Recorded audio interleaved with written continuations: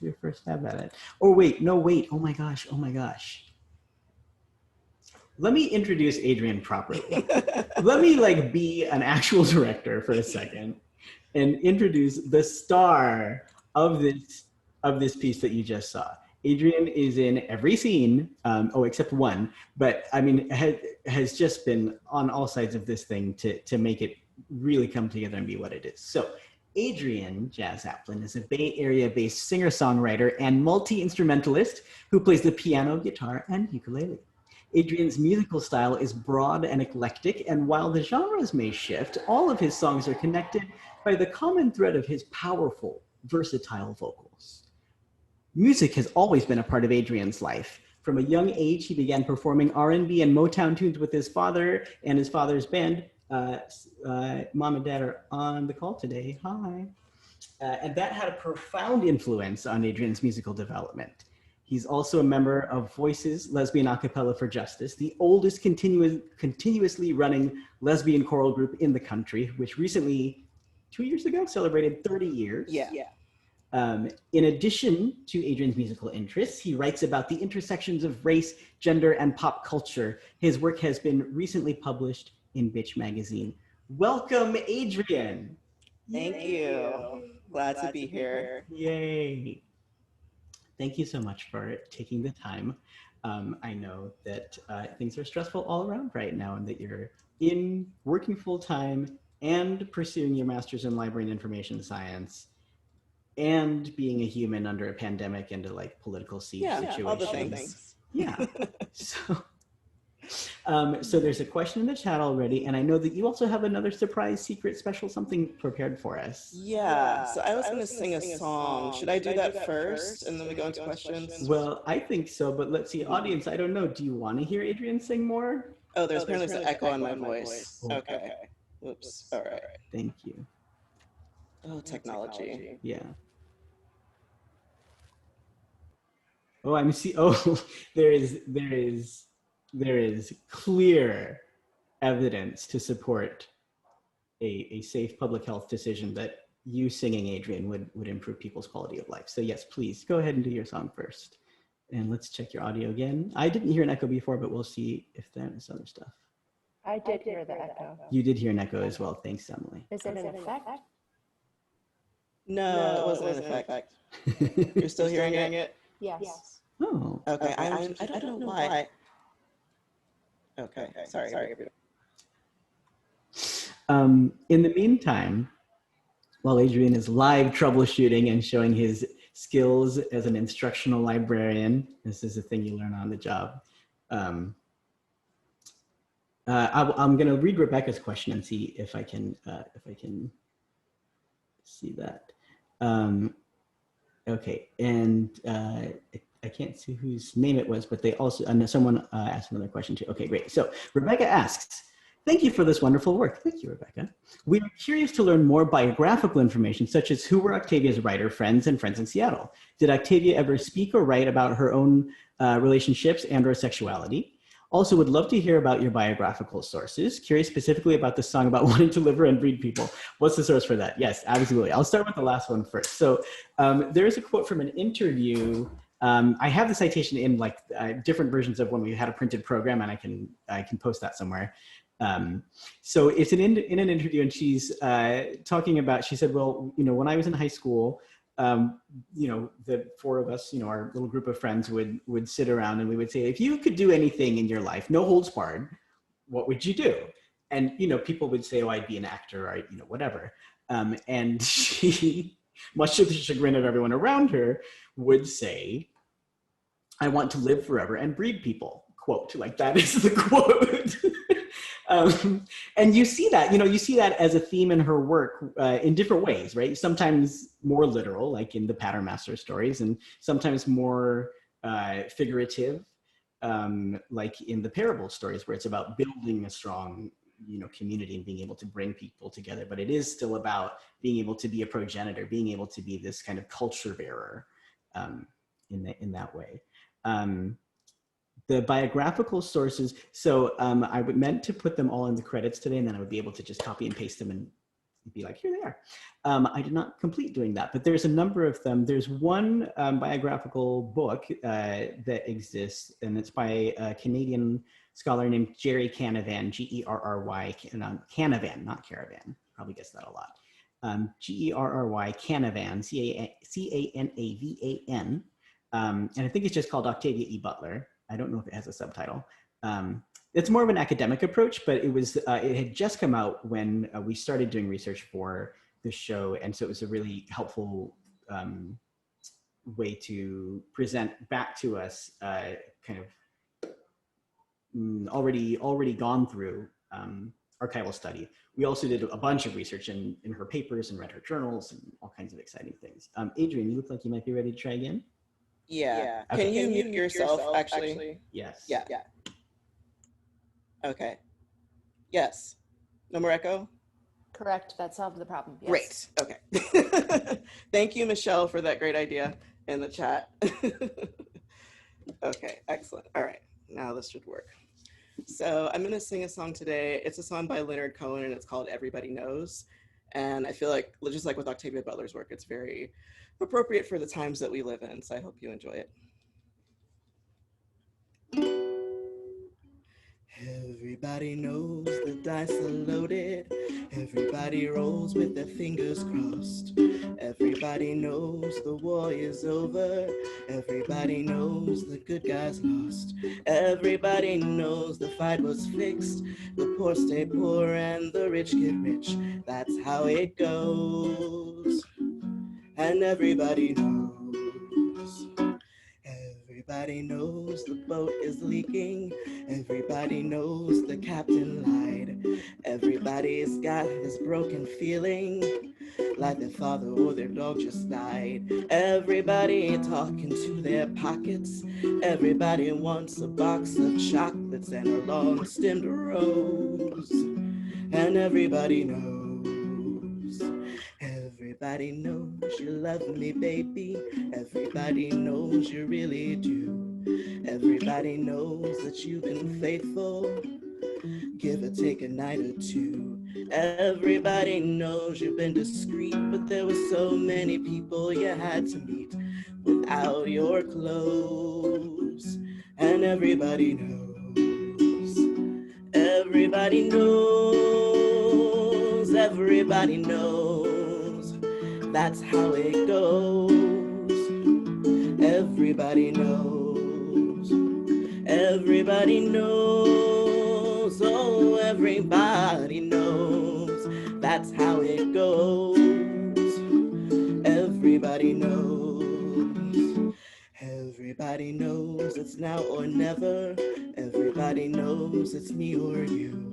Everybody knows you live forever when you've done a line or two. Everybody knows the deal is rotten. Old Black Joe's still picking cotton for your ribbons and bows. And everybody knows. Everybody knows the plague is coming. Everybody knows it's moving fast. Everybody knows the naked man and woman are just a shining artifact of the past. Everybody knows the scene is dead, but there's gonna be a meter on your bed that will disclose what everybody knows. Everybody knows. Everybody knows. That's how it goes. Everybody knows. Everybody knows. Oh, everybody knows. That's how it goes. Everybody knows. Everybody knows that you're in trouble. Everybody knows what you've been through. From the bloody cross on Calvary to the beach at Malibu. Everybody knows it's coming apart. Take one last look at the Sacred Heart before it blows. Everybody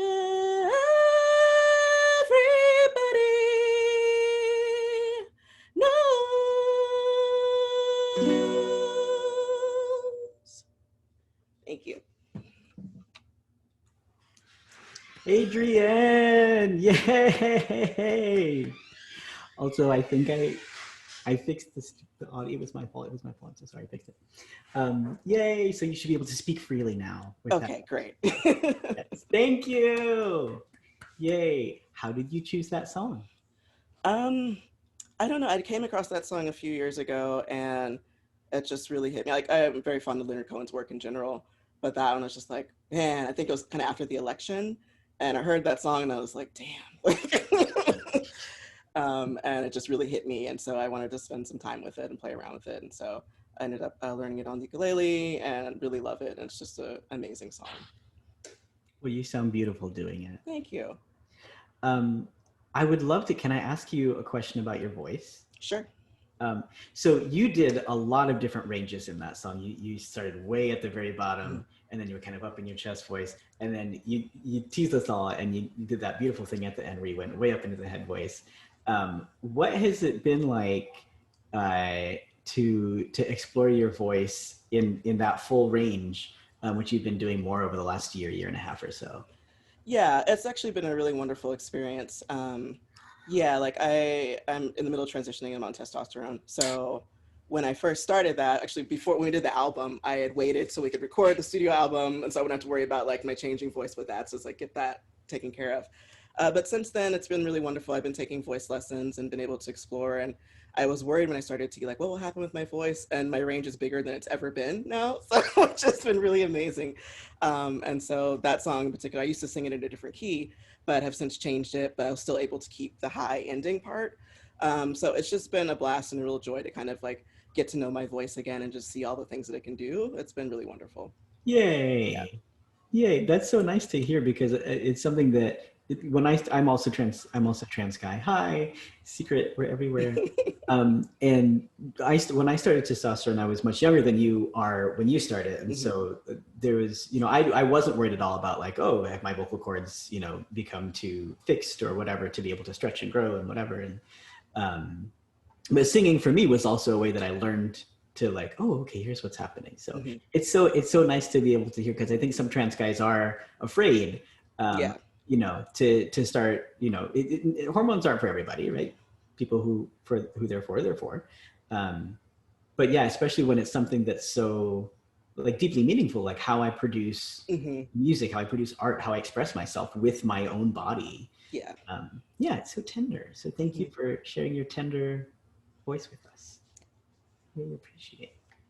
I know there's another question that came up in the chat. So let me scroll up here. Oh, also folks, so if you want to ask a question, you can put it in the chat. You can also put your hand up and we will then give you the power to unmute yourself. Use that power wisely, not like I was doing recently and doing too many things, causing echoes for people. I see Carolyn has her hand up. Shall we take a question from Carolyn? Okay, so let's see. Oops.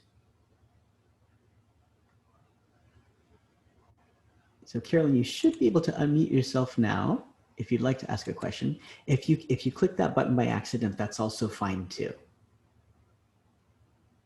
Okay. And I see one new message came in at the bottom here. Oh, Carolyn it may have been an accident. Oh, okay. I'm going to put your hand down, but it's not personal. Okay. So there was another question that came up in the chat, which I'm scrolling up now to try and find. Oh my gosh, people are so lively and it's so great. Okay, question. Sometimes the songs seem to have more than one character singing. Would you tell us who they are, Adrian? Sure. So mentally going through the show in my head for the duets. So Patterns, that song is me and Anand are singing on it. He's playing a character. It's kind of similar to one of the characters from Pattern Master. It's kind of like a male god archetype type character. Another song that's a duet is End of the World. And that one has me and Erica, who is helping out today also. Hi, Erica, wherever you are. And so she's kind of playing an amalgamation of some of Octavia's friends, who she was close with when she moved to Seattle and everything and had that community with, part of the same writing community, who also had the same kind of vision of the world and could kind of see where things were heading. And then there's a trio for the final song, Anywhere, is me, Anand, and Edie, who is also my a cappella group. Hi, Edie. I think maybe Edie's here. And so Anand's still playing the same characters from Patterns, and then Edie's playing the kind of the friend character in that song. Mm-hmm. So you get Octavia, one of her characters representing her work, and then one of her friends representing her community and her relationships, all kind of sending her off. Mm-hmm. Yeah.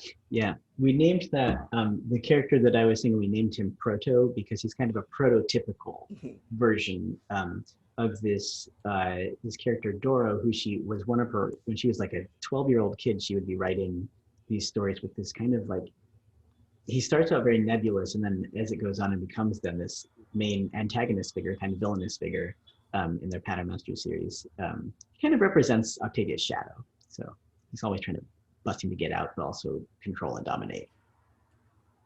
Yeah. Mm-hmm. And then there's also in the opening song, in All You'll Do, on the in the stage, we used to do a dialogue where you would be playing Octavia at like 4 years old at bedtime, and so your mom, or Octavia's mom, not your mom, Octavia's mother, Octavia, aka Margaret, was the other singer in that. Yeah. Mm-hmm. Okay. Other questions? Oh, I see T has a question. T. Carlos Roberts asked. Okay. T, you should be able to unmute yourself now. Can you hear me? We can. Go ahead. Well, first, I just want to say thank you to you both and to everybody for sharing all of this beautiful work with us tonight. It's really fantastic and so nice to connect with everyone through this virtual space. So thanks for that. Thanks, T. And T wrote some of the music from way back when we were just proof of concept kind of thing. Exactly. Yeah. In the early days. I just want to say, you know, I really appreciate from those early days to now, the multimodal focus of the piece. So you have music, you have dance, you have documentary film, you have this poetic narration in the film. I'm just wondering if you could say a little bit about how you chose the different approaches to each piece. So why you chose different aesthetics to illuminate these different parts of Butler's life. Mm-hmm. Mm-hmm. Adrian, do you want to respond to that one at all? I can respond a little bit. I think it's more of a you question, sure. But just from my perspective, like I first got involved with the project earlier on when Anand was wanting to record some demos of the songs. And so was that 2017? 2017. That was 2017. Mm-hmm. So we did a recording of 3 of the songs as like a demo. And so then he got a fellowship at Safe House Arts. And so then we were able to kind of turn it into like more of a stage show. So from my perspective, like watching it like come into fruition, it kind of seems like to me that the songs that have to do more with like the psyche and kind of internal things kind of had a more surreal, there's a surreal element to it. And there's also kind of the more like realistic, more traditional musical songs element to it. So it kind of marries those two things together. So you see like in Hypnosis, where that's like more of a dance about like her psyche at that time and what the self-hypnosis seminar did for her. And then Emergence with the Earth goddess character coming out from under the table and kind of helping her redirect her work when she's working on her writing and getting stuck. So that was kind of how I read it as I was watching it come into fruition. Mm-hmm. Yeah. It's neat to hear your perspective on that, because when I'm like in the like editing mode or whatever, I'm like so focused on like, oh my gosh, show is in like 2 hours and it's finished. And so actually, so I guess T and I started the idea for making a musical in this way about Octavia E. Butler happened because T and I had worked on a show together in 2015, 2016, and then it was over, and I was sad one day, and I texted T and I said, hey, do you want to write a musical together? And she texted back and was like, I was going to ask you the same thing. So we started talking, and the idea came up, and we worked, and we wrote 3 songs, one of which is Devil Girl from Mars, one of which is Patterns. So some really just like juicy stuff came out of those initial. There was a 3rd song that it ended up not working quite right, and so that got replaced with All You'll Do. So after we did those first 3 songs, and then T decided to focus on their band, The Singing Boys, which was just like blowing up at the time. And so T, when we had that separation of like, okay, I'm gonna keep working here and T's gonna keep working there, I was really feeling aware of like, wow, okay, so I cannot do this by myself, and nor should I. I think it's like, particularly as a person who is not a Black woman telling the story of a person who is specifically a Black woman. I think there's ways that it doesn't make sense. It's not okay for me to just be like, I would tell the story. So for me, it was about like finding who are people who are similarly interested, right? You know, I'm not, you know, the two of us, right? We're not the only people who are like, oh, she might be interesting to think about. So part of it was, it kind of happened, a lot of it happened organically with choosing to focus in on, like Adrian was saying, for all of the pieces that are in that, like the world of her imagination, her psyche, that are more dance focused, there's more effects on that kind of stuff, there's more intensive color on that kind of stuff.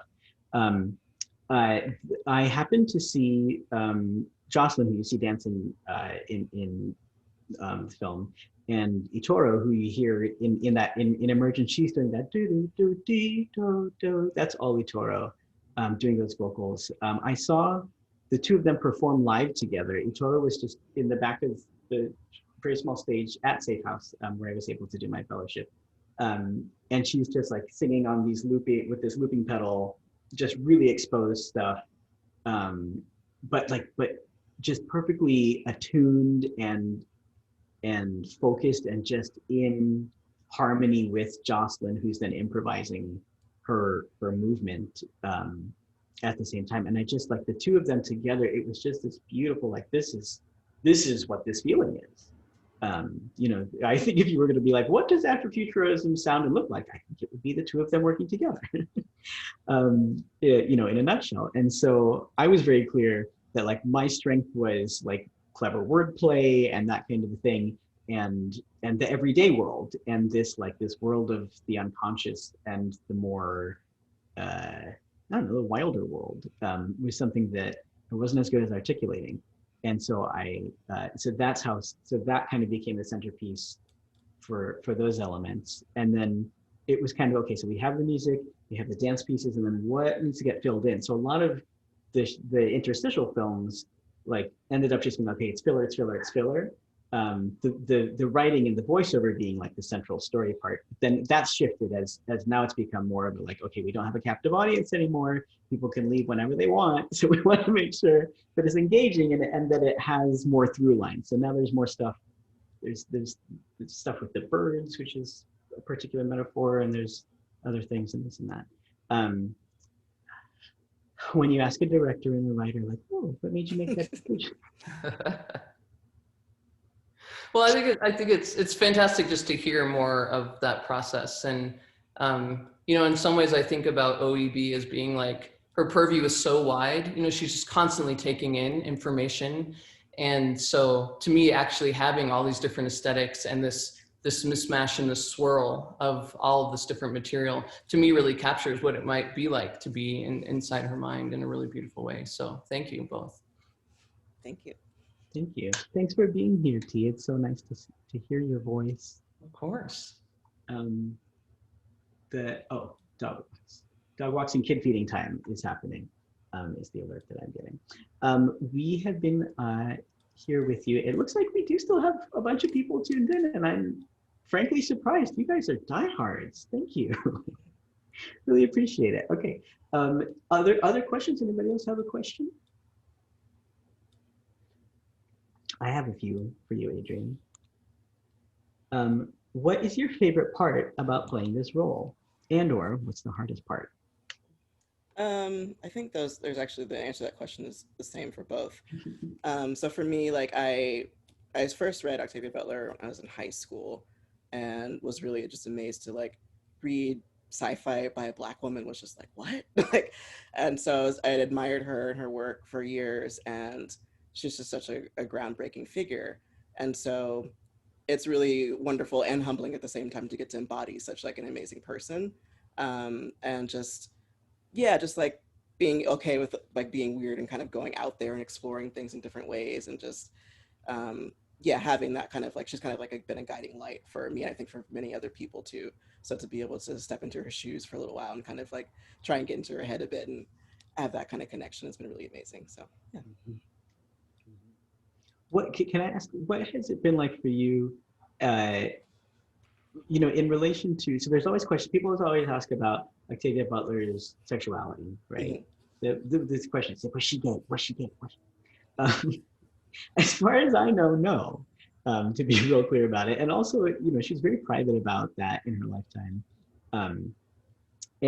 But I think there are ways in which that just because she was tall, right, and she was not trying to conform to a stereotypical magazine cutout kind of version of beauty, and yet she had this inner, I don't want to say inner beauty because like in lieu of external beauty, but in place of the kind of, anyway, I'm losing my words here. I'm trying to say that like I think there's a relationship between her dignity and the way she lived in a gender that was, if we put a box in it, as far as we know, woman, right?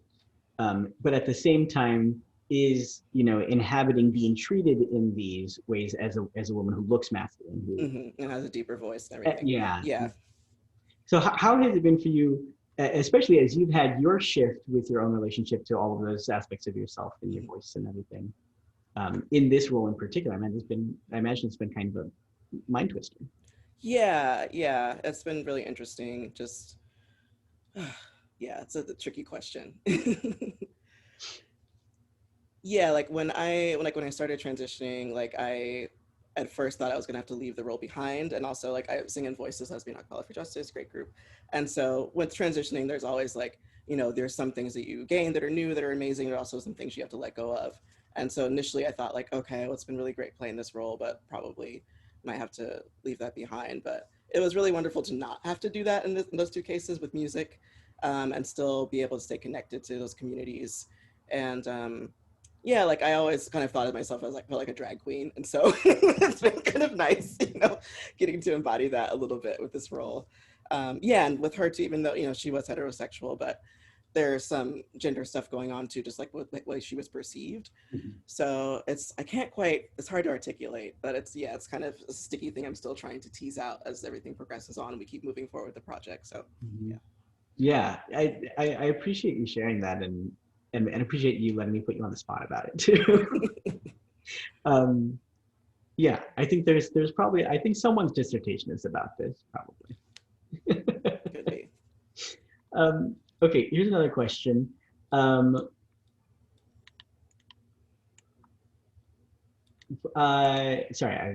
there was too many good questions. One is, how did you get your start as a performer? Well, I've loved music since I was a little kid.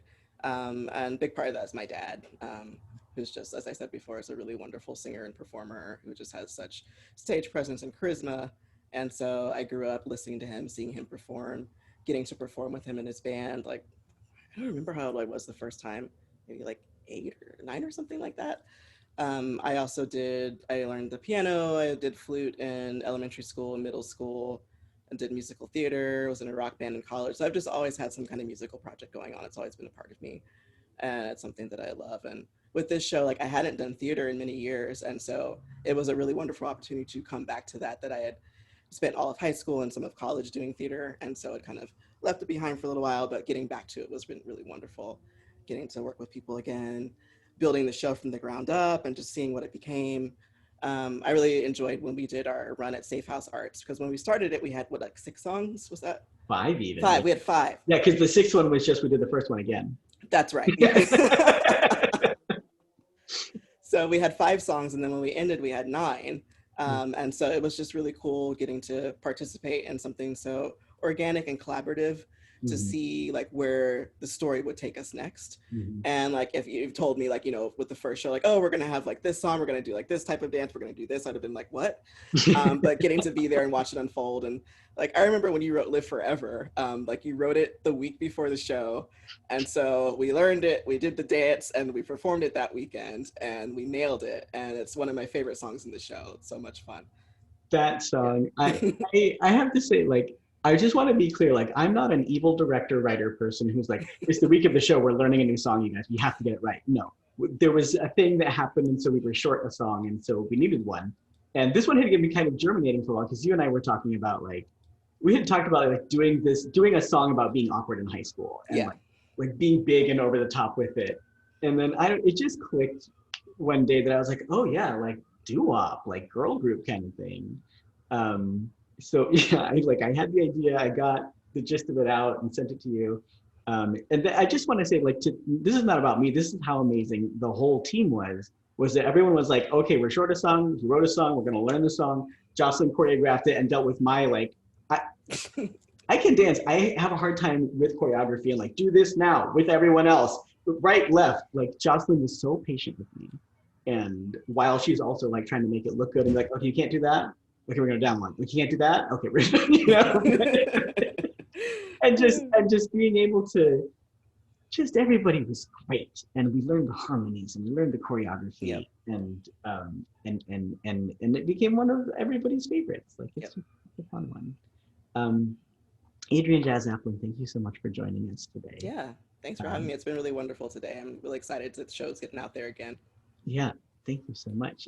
So just want to let everybody know, if you want to hear Adrian's voice again singing those beautiful songs, we welcome your patronage on Spotify or Apple Music. You can also, if you feel so motivated, you can spend money on us. You can go to our website, uncagedlibrarianmusic.com, and find out what all this Uncaged Librarian stuff is about. And if you'd like, you can buy a CD, an actual CD, and I'll send you one in the mail, the actual postal mail. You can also buy MP3s. I don't think anybody buys MP3s anymore, but you can do it if you'd like to.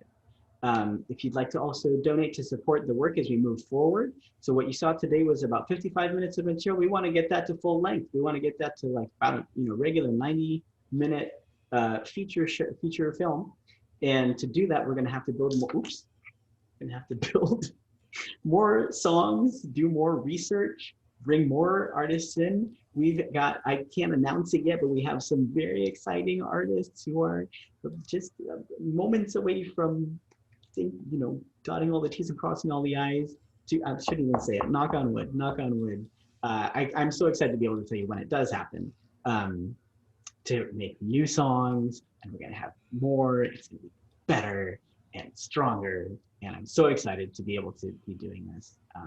So thank you to everybody for coming. Thank you to everybody who's worked behind the scenes on this. Erica Dunkel, Emily Namanson have been in the background running things back and forth, the chat, and this, and sharing, and telling you when I've got my fly down, so to speak. Thank you to everybody who asked a question. Thank you to everybody who sent this to your friends. Thank you to everybody who does all the things to support us. We so appreciate you. And really, this work is, Uncaged Librarian is all about making art that supports the hearts and minds of our people who are in the work, who are under the boot and pushing against it, right? Who are trying not to get caught in the wheel, who are saying this system is messed up and we got to do something about it. And doing whatever you can, whether you're working full-time as a field organizer somewhere, or whether you're donating as you can to organizations while you work to something that can pay the bills for your family. And we appreciate everybody's time. We know time is precious. We know money is precious, and we really, really appreciate you. Did I forget anything, anybody? You can follow us on the Facebooks and on the Instagrams and on the Twitters, all that stuff. I'll put it in the caption on this video. Thank you so much. Signing off.